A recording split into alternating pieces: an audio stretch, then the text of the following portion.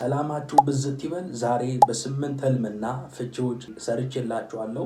አንደኛ፣ በህልሞቻችሁ ልብስ በጥላሸት ወይም በጭቃ ሲቀባ በህልሞቻችሁ ስታዩ የስም ማጥፋትና የኃጢአት ፈተና። ሁለተኛ፣ በህልሞቻችሁ በሚዲያ የሚታወቅ ታዋቂን ሰው ማየት ተጽዕኖ ፈጣሪነትና የከፍታ ጥሪ ነው። ሶስተኛ፣ ጭቃ ከሞላበት ነገር መውጣት የዘገያችሁበት ዘመን እንዳበቃ የሚናገር። አራተኛ፣ ነጠላና ጋቢ የለበሱ ሰዎችን ማየት የቅድስናና የጽድቅ ጥሪ ነው።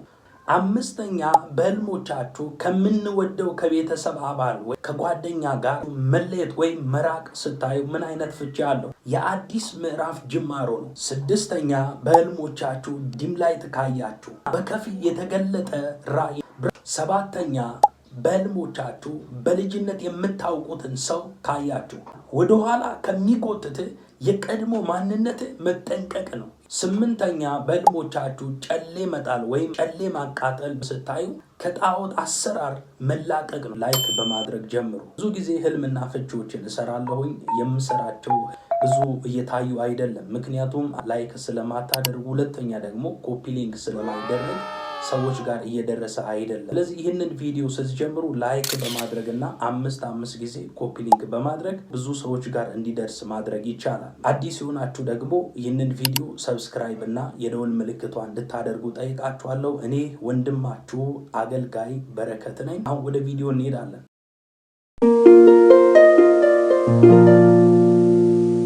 አንደኛ፣ በልብስ በጥላሸት ወይም በጭቃ ሲቀባ በህልሞቻችሁ ስታዩ የእግዚአብሔር መንፈስ መልእክት እየነገራችሁ ነው። መንፈሳዊ ዓለም ከፍተኛ ጥንቃቄ የሚፈልግና ማስጠንቀቂያ መልእክት ያለው ራእይ ነው። በመጽሐፍ ቅዱስ ውስጥ ልብስ የጽድቅ፣ የቅድስና፣ የምስክርነትና የመንፈሳዊ ማንነት ምልክት ሲሆን ጭቃ ወይም ጥላሸት ደግሞ የኃጢአት፣ የክስ፣ የውርደትና የዚህ ዓለም እድፍ ምልክት ነው። ይህንን ህልም መጽሐፍ ቅዱስን መሰረት አድርገን በእነዚህ መንገዶች መፍታት እንችላለን። አንደኛ፣ ፍቺው እንደዚህ ነው።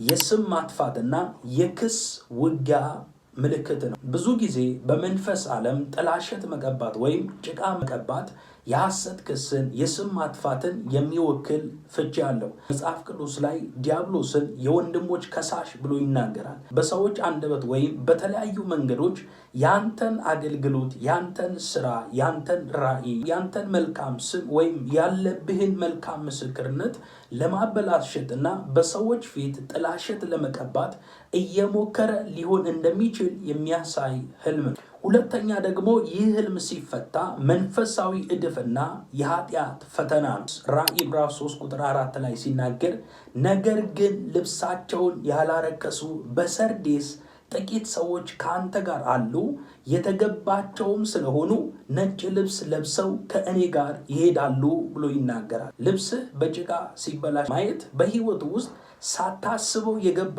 የኃጢአት እድፍ፣ የዓለማዊነት ልማድ ቅድስናን የሚያጎድፍ ፈተና መኖሩን ሊያመለክት ይችላል። ይህንን ራእይ ምን አይነት የህይወት መንገድ ውስጥ ነው ያለሁት ብለህ መርምረህ በንስሐ የመመለስ ጥሪ ነው። ሶስተኛ ደግሞ የጠላት የውርደት አሰራር ነው። ይህንን ህልም ማየት በዘካርያስ ምዕራፍ 3 ቁጥር 3 እስከ 4 ሲናገር፣ ታላቁ ካህን ኢያሱ እድፍ ያለበትን ልብስ ለብሶ በእግዚአብሔር መልአክ ፊት ቆሞ እንደነበረ በዚህ ክፍል ላይ ይናገራል። ዲያብሎስ ደግሞ ሊከሰው በስተቀኙ ቆሞ ነበረ ይላል። ማንን?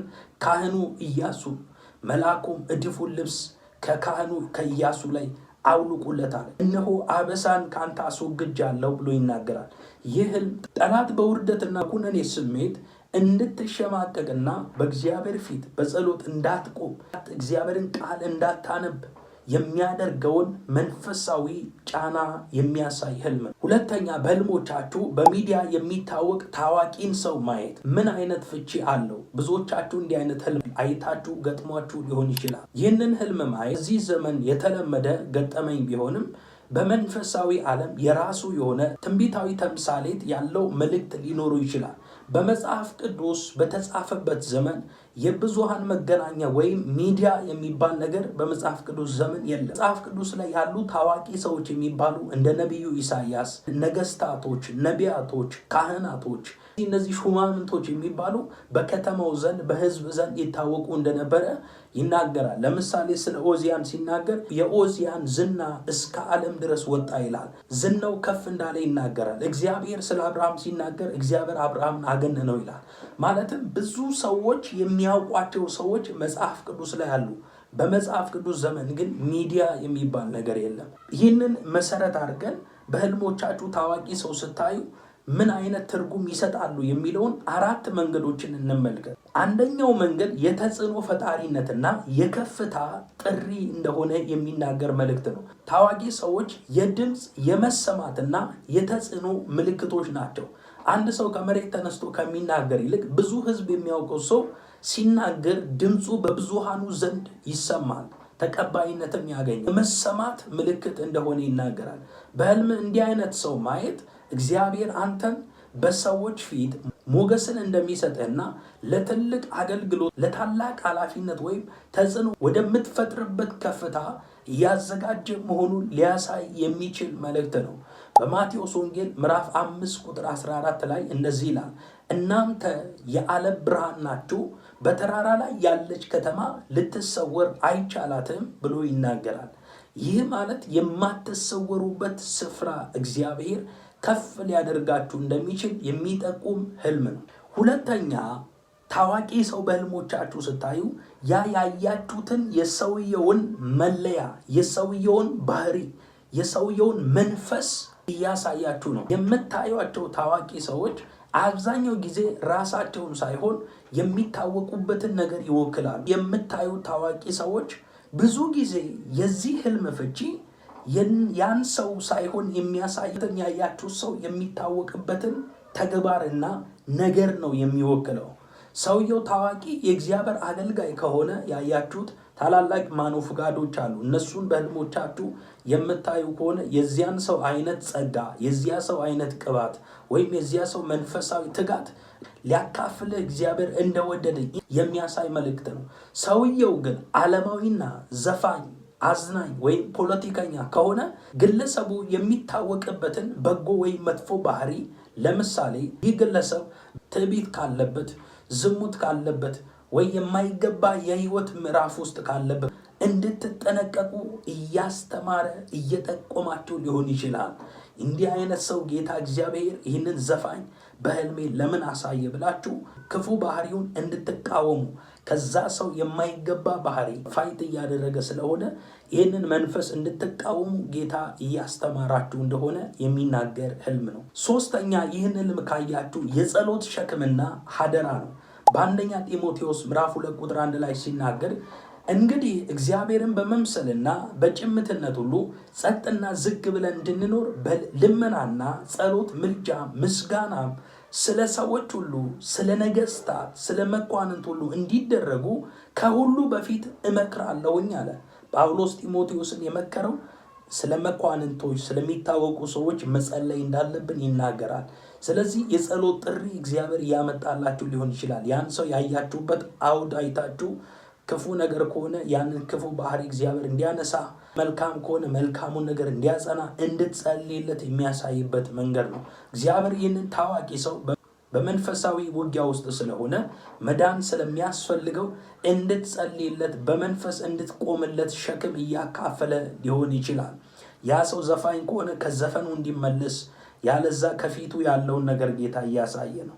አርቲስት ከሆነ ካለበት የህይወት ምዕራፍ ጌታን አግኝቶ እንደ ግል አዳኝ አድርጎ ተቀብሎ መልካም ምዕራፍ ውስጥ እንዲገባ ጸልይለት፣ ሸክም እየሰጠ ሊሆን እንደሚችል እየጠቆመ ነው።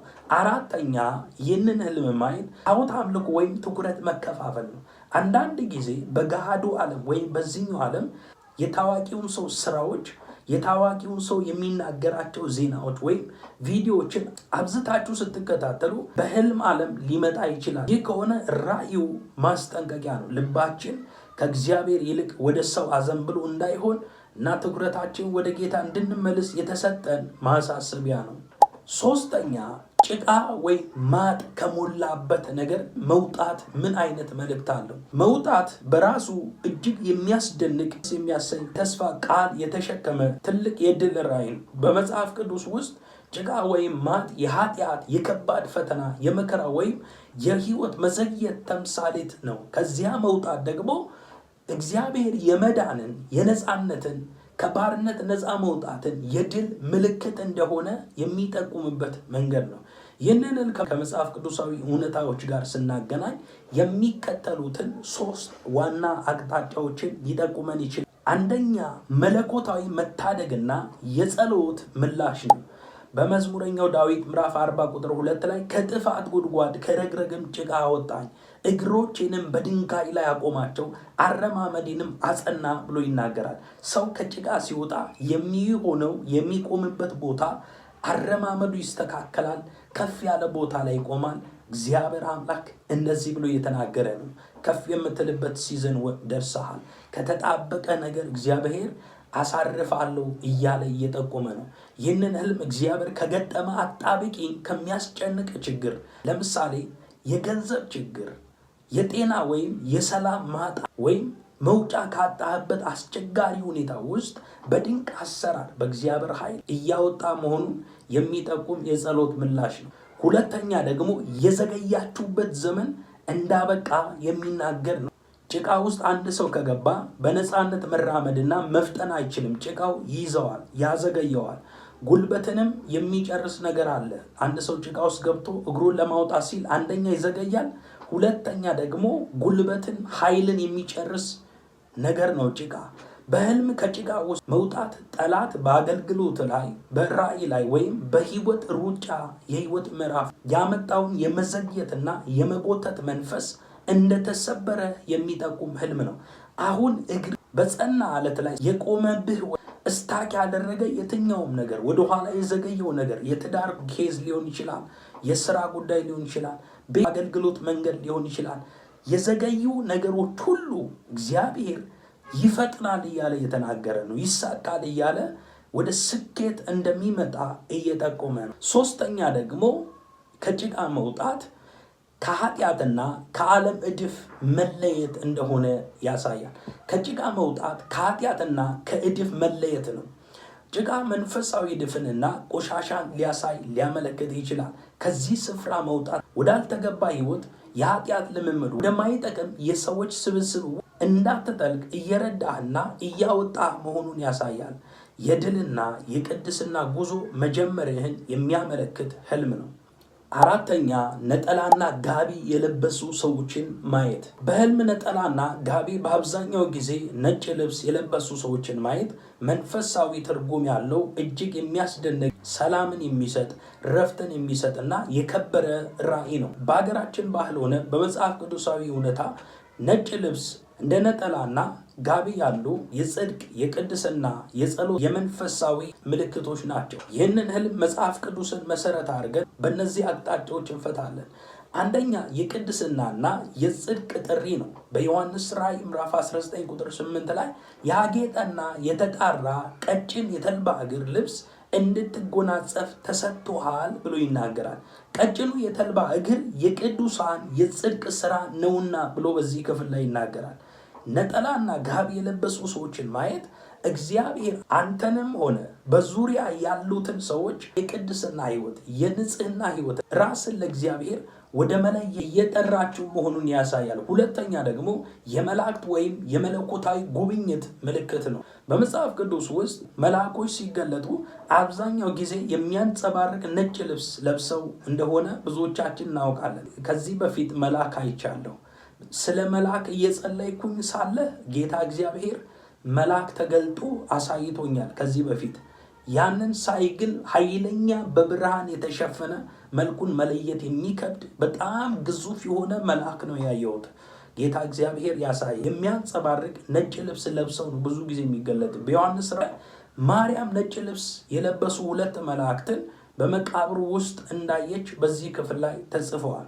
በህልም ያያቸው ሰዎች ፊታቸው የሚያበራና ስታያቸው ሰላም የሚሰጡ ከሆነ ይህ ራእይ በእግዚአብሔር መላእክት እየተጎበኘ እንደሆነ ወይም በመንፈሳዊ ዓለም አጋዥ የሆኑ መለኮታዊ መልእክተኞች በዙሪያ መኖራቸውን የሚጠቁም ህልም ነው። መጽሐፍ እንዲህ ይላል፣ እግዚአብሔርን በሚፈሩ ሰዎች ዙሪያ መላእክቶች ይሰፍራሉ ያድናቸውማል ብሎ ይናገራል። ሶስተኛ ይህን ህልም ማየት የጸሎት፣ የጾምና የህብረት መንፈስ ነው። ይህ ራእይ የጸሎት ሕይወትህ እንድትተጋ ከእግዚአብሔር ጋር ያለህን ጊዜ እንድታበዛና ከቅዱሳን ጋር በመንፈሳዊ ህብረት እንድትተጋ መንፈስ ቅዱስ እያሳሰበ ሊሆን ይችላል። ሶስተኛ፣ ይህ ህልም የጸሎት የጾምና የህብረት መንፈስ ነው። ይህንን ህልም ስታዩ እግዚአብሔር ከሰዎች ጋር ህብረት ማድረግ እንዳለባችሁ፣ ጾም ጸሎት እንድትገቡ እንድትጸልዩ የሚናገርበት አቅጣጫ ነው። አምስተኛ፣ በህልሞቻችሁ ከምንወደው ከቤተሰብ አባል ወይ ከጓደኛ ጋር መለየት ወይም መራቅ ስታዩ ምን አይነት ፍቺ አለው? በእንቅልፍ ልብ ስትነቁም ይህንን ነገር በልባችሁ ላይ መሰማቱ ጥልቅ የሐዘን ወይም የብቸኝነት ስሜት ሊፈጥር የሚችል ትንሽ ከበድ ያለ ቪዥን። ይህ ህልም በመጽሐፍ ቅዱሳዊ መነጽር ስንመለከት ይህ ህልም መለየት መጥፎ ነገርን አያመለክትም። እንዳያችሁት የህልም ሁኔታ በእነዚህ መንገዶች ይህንን ህልም እንፍታ። አንደኛ፣ መለኮታዊ ጥሪና የአዲስ ምዕራፍ ጅማሮ ነው። ብዙ ጊዜ ስለ መለየት ስናነሳ ዘፍጥረት ምዕራፍ 12ን ለአብርሃም የመጣለትን የእግዚአብሔርን ድምፅ እናውቃለን። እግዚአብሔር አብርሃምን ከአገርህ ከዘመዶችህም ከቤተሰብህም ተለይተ ወደ ማሳይ ምድር ውጣ ብሎ እግዚአብሔር አብርሃምን እንዳወጣውና ከቤተሰቡ እንደለየው ይናገራል። አንዳንዴ ከሰዎች ስትለዩ ወይም ከሰዎች መለየት የእግዚአብሔር ጥሪ ወደ እናንተ ስለመጣ ነው። ይህንን እግዚአብሔር ለአንተ ካዘጋጀልህ አዲስ የህይወት አዲስ የአገልግሎት ወይም የጸጋ ምዕራፍ የተነሳ ከአንዳንድ ሰዎች ጋር የነበራችሁን ወይም የነበረህን የቆይታ ጊዜ ማብቃቱን ሊያሳይ የሚችል ህልም ነው። ከዛ ሰው ጋር የነበረህን ጊዜ ጨርሰሃል የሚል ሊሆን ስለሚችል፣ ለምሳሌ ከአንድ ጓደኛ ጋር አብረን የምትሄድ ከሆነ እንዲህ አይነት ህልም ስታይ ከዚህ ሰው ጋር ያለን ጊዜ ስለጨረስክ ሌላ ምዕራፍ ቀጥል፣ ከዚህ ሰው ተለይ የሚልበት አቅጣጫም ሊሆን ይችላል። ሁለተኛ ደግሞ መንፈሳዊ መለየትና ቅድስና ነው።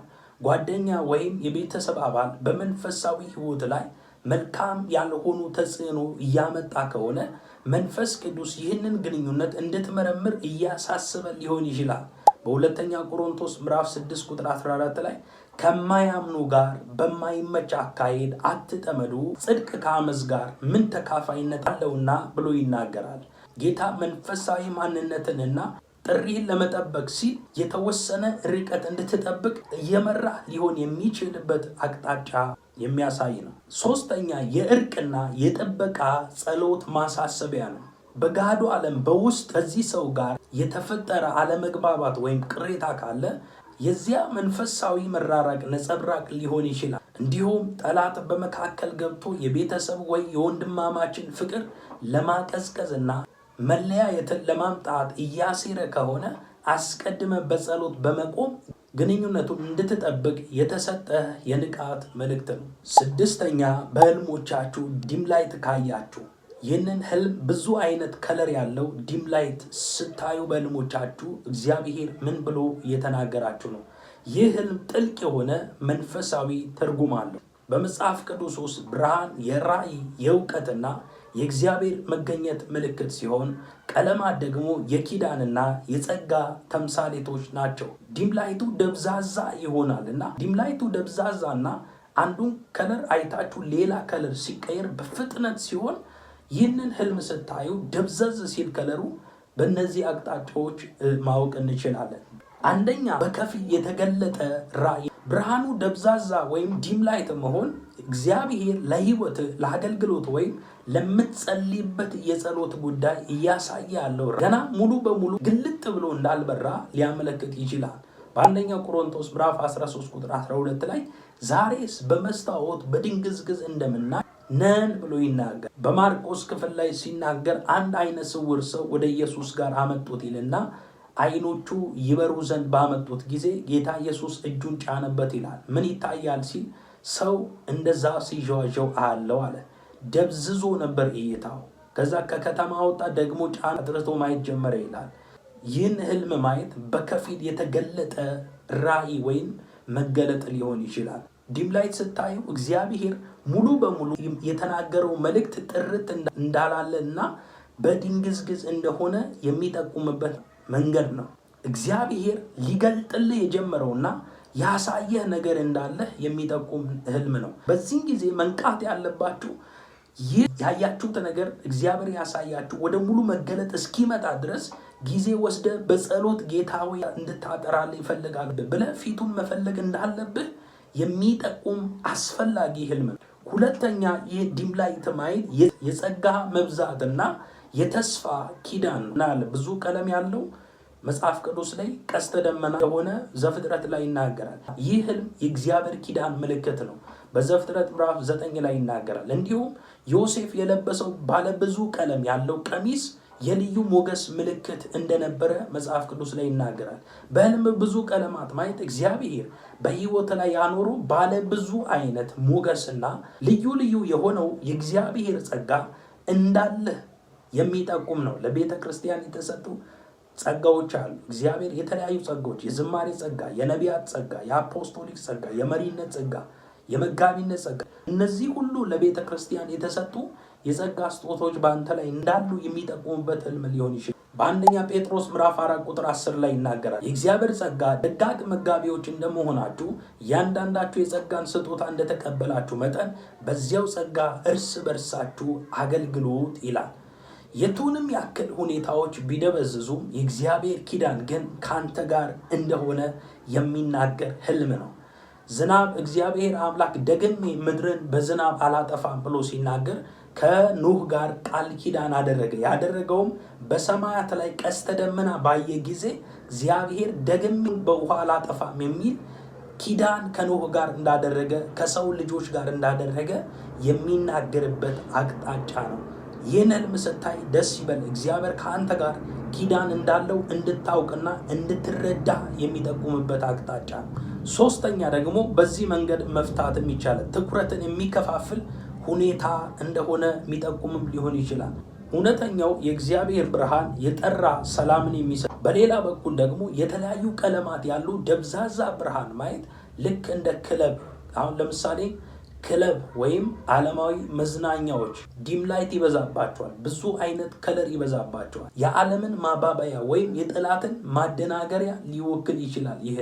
ይህንን ህልም መንፈሳዊ ትኩረትን ሊሰርቅ፣ የጸሎት ህይወትህን ሊያደበዝዝ ወይም በውሳኔ ላይ ብዥታ ኮንፊውዝ ሊያደርግ ሊፈጥር በምትወስነው ውሳኔ፣ በትዳር በምትወስነው፣ በእጮኝነት በምትወስነው ውሳኔ፣ በስራ በምትወስነው ውሳኔ እንዲህ አይነት ህልም ካየህ ኮንፊውዝ ሊያደርግ ሊፈጥር እንደሚሞክር ነገር ግን እንድትጠነቀቅ የሚያሳስብ ማስጠንቀቂያ ሊሆን ይችላል። በዚህ ሰዓት መወዛገብ እንደሌለብን መወሰን ያለብን ነገር ፈጥነ እንድትወስን መንገድ የሚጠቁሙበት መንገድ ሊሆን ይችላል። ሰባተኛ በህልሞቻችሁ በልጅነት የምታውቁትን ሰው ካያችሁ፣ በህልም በልጅነት የምታውቀውን ሰው ጓደኛ፣ አብሮ አደግ በህልም ማየት ትዝታን የሚቀሰቅስና በመንፈሳዊ ዓለም የራሱ የሆነ ጥልቅ መልእክት ያለው ራዕይ ነው። ብዙ ጊዜ ይህ ህልም ግለሰቡን ራሱን ሳይሆን ያሳለፈውን ዘመን ያለፈበትን የህይወት መሰረት ወይም የቀድሞ ማንነትን የሚወክል ነው። ይህንን ህልም ከመጽሐፍ ቅዱሳዊ አቅጣጫዎች በሶስት አቅጣጫዎች እንመልከት። አንደኛ ወደ መጀመሪያው ፍቅር መመለስ ነው። በዮሐንስ ራዕይ ምዕራፍ 2 ቁጥር 4 ላይ የቀደመው ፍቅርህን ትተሃልና የምነክፍብህ ነገር አለኝ ብሎ ይናገራል። የልጅነት ጊዜ የንጽህና የየዋህነትና የማያወላውል የማመን ምልክት ነው። ልጆች አያወላውሉም፣ አይጠራጠሩም፣ በነገሮች ላይ እምነትን ይጥላሉ። ይህ ህልም እግዚአብሔር በመንፈሳዊ ህይወት ወደ መጀመሪያው የጸሎት የእግዚአብሔር ቃል የጥሞና ጊዜና የፍቅር ትጋት ወደ ቀድሞ የዋህነት እንድትመለስ እያሳሰበህ ሊሆን ይችላል። ሁለተኛ ወደኋላ ከሚጎትት የቀድሞ ማንነት መጠንቀቅ ነው። በሁለተኛ ቆሮንቶስ ምዕራፍ 5 ቁጥር 17 ላይ ማንም በክርስቶስ ቢሆን አዲስ ፍጥረት ነው፣ አሮጌው ነገር አልፏል፣ ነው ሁሉ አዲስ ሆኗል ብሎ ይናገራል። መንፈሳዊ እርምጃችንን ወደኋላ ሊጎትት ሲፈልግ የድሮ ሰዎችንና የድሮ ልማዳችንን በህልማችን ያሳየናል። በዚህ ሰዓት የሚያዘገይ የጠላትን ተልዕኮ እንዳለ ሊጎትት የሚፈልግ መንፈስ እንዳለ መንቃት አለባችሁ። ከዚህ በፊት ብዙ ጊዜ ሰርቻለሁ። የድሮ ቤታችሁን ስታዩ የሚለውም የህልም ፍቺ ውስጥ ይህን ህልም አለ። የሚያዘገይ መንፈስ፣ የሚጎትት መንፈስ መንፈሳዊ ዓለም ላይ የተንቀሳቀሰ እንደሆነ ጌታ እየጠቆማቸው ነው። ያ ሰው በልጅነት ከመጥፎ ጠባይ ከኃጢአት ጋር የተያዘ ትዝታ ያለው ከሆነ ወደ አሮጌው ማንነት እንዳትመለስ የተሰጠ መንፈሳዊ ማስጠንቀቂያ ነው። ሶስተኛ የልጅነት ጥሪን ማደስ ወይም ያልተፈታ ጉዳይ ነው። እግዚአብሔር ነቢዩ ኤርሚያስን በኤርሚያስ ምዕራፍ 1 ላይ ሲናገር በማህፀን ሳልሰራ አውቄአለሁ ብሎ እንደተናገረ በዚህ ክፍል ላይ ይናገራል። ጌታ በልጅነት የሰጠህን በጊዜ ሂደት የተውከውን የዘነጋው መንፈሳዊ ጥሪ ወይም የተስፋ ቃል ኪዳን እንድታስታውስ ሊሆን ይችላል። በሌላ በኩል ከልጅነት ጋር የተያዘ ያልተፈታ ቁስል፣ የልብ መሰበር ወይም ይቅርታ ማድረግ ያለብህ ጉዳይ እንዳለ ሊጠቁም ይችላል። ስምንተኛ በህልሞቻችሁ ጨሌ መጣል ወይም ጨሌ ማቃጠል በህልም ስታዩ እንዲህ ብሎ ጌታ የተናገራችሁ ነው። ይህ ህልም እጅግ በጣም ኃይለኛ የነፃነትና የድል መልእክት ያለው ታላቅ ራእይ ነው። በሀገራችን መንፈሳዊ አውድ ጨሌ የጣዖት አምልኮ፣ የዛርና የውቃቢ መንፈስ፣ የሟርት እንዲሁም ከክፉ መናፍስት ጋር የተደረገ የጨለማ ኪዳን ምልክት ነው። ይህንን ነገር በህልም ማስወገድ ወይም መጣል ወይም ስታቃጥሉ ማየት ከመጽሐፍ ቅዱስ እውነታዎች ጋር ስናስተያይ የሚከተሉትን እነዚህ ፍቺዎች ይነግረናል። አንደኛ ቁራጥ ንስሐና ከጣዖት አሰራር መላቀቅ ነው። በሐዋርያት ሥራ ምዕራፍ 19 ቁጥር 19 ላይ በኤፌሶን ከተማ ጌታን የተቀበሉ ሰዎች ለአስማት የሚጠቀሙበትን መጽሐፍ እንዳቃጠሉ ይናገራል።